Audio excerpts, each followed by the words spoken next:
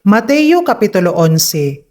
Og nahatabo nga sa pagkahuman ni Hesus paghatag sa mga sugo sa iyang napulo og duha ka mga tinun-an, migikan siya didto sa pagtudlo og pagmantala sa mga lungsod nila. Karon, sa nakadungog si Juan didto sa bilangguan sa mga buhat ni Kristo, nagsugo siya pinaagi sa iyang mga tinun-an sa pag-ingon kaniya, "Ikaw ba kadtong muanhi? Kun magahulat pa ba kami og lain?" Ug sa mitubag si Hesus miingon kanila, "Pangadto kamo og sugwinlan ninyo si Juan sa mga butang nga inyong hingdunggan ug hingkit-an, ang mga buta na nagpakakita, ug ang mga bakol na nagpakalakaw, ang mga sanlahon na hinluan, ug ang mga bungol na kadungog, ang mga minatay na nga banhaw, ug ginawali alang sa mga kabus ang maayong balita. Og bulahan kadtong dili makakaplag kanako og kahigayunan sa pagkapangdol."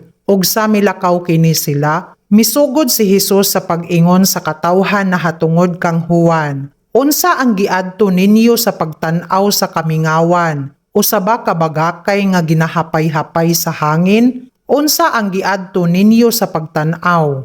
Usa ba ka tawo nga nagasulob og mga panapton nga hamili? Ania karon, ang mga nagagamit og mga panapton nga hamili anaa sa balay sa mga hari. Apan, unsa ang giadto ninyo sa pagtan-aw?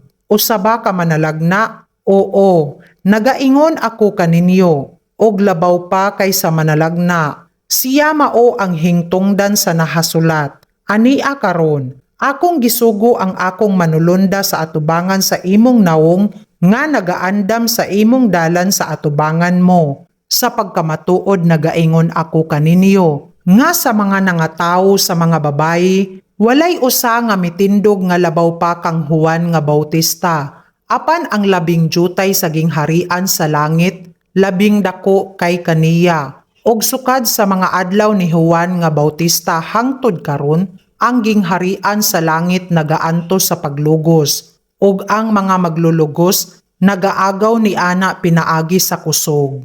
Kay ang tanang mga manalagna ug ang kasuguan na nagtagna hangtod kang Juan. Ug kung buot kamo magdawat kaniya, siya mao kadtong Elias nga umalanhi. Ang may mga igdulungog sa pagpatalinghog, magpatalinghog. Apan sa kang kinsa ko ba igapakasama kining kaliwatana? Siya sama sa mga kabataan nga nagalingkod sa mga baligyaanan nga nagatawag sa ilang mga kauban. Og nagaingon, "Ginapatunggan kamo namo sa mga flauta, og wala kamo managsayaw. Ginaminatayan namo kamo, og wala kamo managbakho." Kay mianhi si Juan nga wala magakaon, og wala magainom. Og sila nagaingon, "Siya adunay yawa." Mianhi ang anak sa tawo nga nagakaon og nagainom. Og sila na nag-ingon, "Ania karon ang usa ka tawong ulitan og palainom sa vino." Abyan sa mga maniningil sa buhis og sa mga makasasala, og ang kaalam ginapakamatarong sa iyang mga buhat.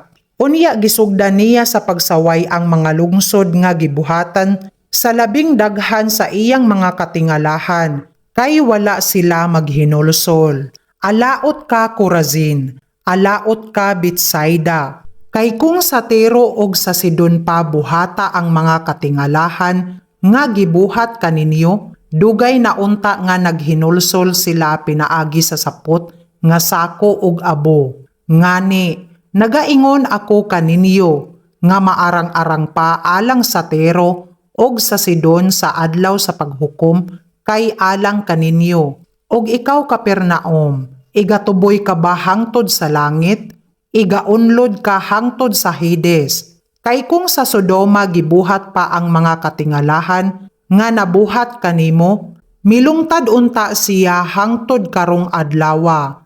Apan nagaingon ako kaninyo nga maarang-arang pa alang sa yuta sa Sodoma sa adlaw sa paghukom kay alang kaninyo. Niadtong panahona si Hesus mitubag og miingon, "Nagapasalamat ako kanimo o Amahan, Ginoo sa langit ug sa yuta, kay imong gililong kining mga butanga sa mga makinaadmanon ug mga masinabuton, og imong gipahayag sila sa mga bata. Oo, amahan, kay mauman usab ang nakapahimuot pag-ayo sa imong mga mata. Ang tanang butang gitugyan kanako sa akong amahan, og walay nakaila sa anak, kundili ang amahan. Walay bisan kinsa nga nakaila sa amahan, kundili ang anak, og siya kang kinsa ang anak mahamuot sa pagpadayag. Umari kanako kamong tanan nga gikapuyan o gibug-atan, og papahulayon ko kamo. Isangon ninyo ang akong yugo kaninyo, og magtuon kamo kanako. Kay ako maaghop og mapinaubsanon sa kasing-kasing, og makakaplag kamo og pahulay sa inyong mga kalag. Kay ang akong yugo masayon, og magaan ang akong luwan.